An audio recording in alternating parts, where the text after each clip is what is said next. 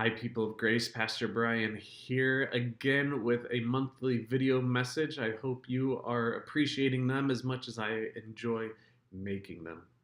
And speaking of joy, that's what I want to talk about in this message today. As many of you know, I recently went to California. Part of it was for Becca's work, and then the other part of it, since we were in California, was to go to Disneyland, one of our favorite places to go when we are in California. And on our second day, we headed straight to California Adventure. And since we'd had a long day the day before, and since we got to the park early in the morning, Becca and I needed some coffee to get through the day.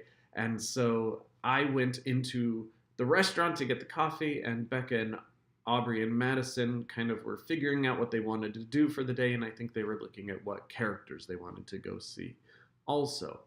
And so as I got in line, there was a woman and her daughter, both grown adults, that got in line behind me, and they immediately started talking about and complaining about the rest of their family, just nonstop for the entire time. And actually, when I got out and gave Becca her coffee, I said, "How long was I in there for?"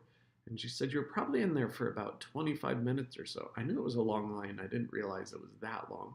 And that entire time, nonstop, I got to listen to them complain about the rest of their family and just really say some very unkind things about them. And, I thought about it and I thought, that was probably not the best place or not the nicest things to say about them.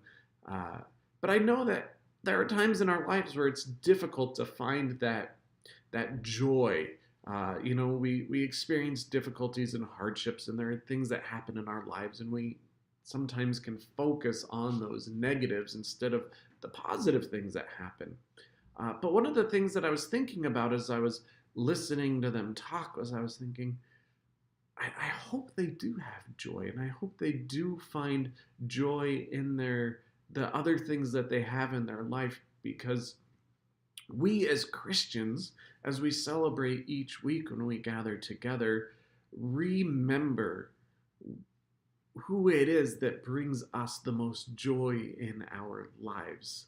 And there are lots of Bible passages about joy and the joy that God brings to us. And one of those passages is Psalm 126, the opening 3 verses says, "When the Lord restored the fortunes of Zion, we were like those who dream.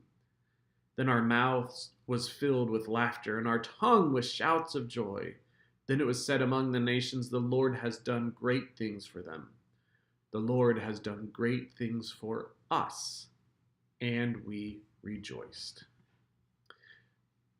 We rejoiced at everything that God has done, and that is the good news. That is the message that we share. That is the message that we live each and every day of our lives.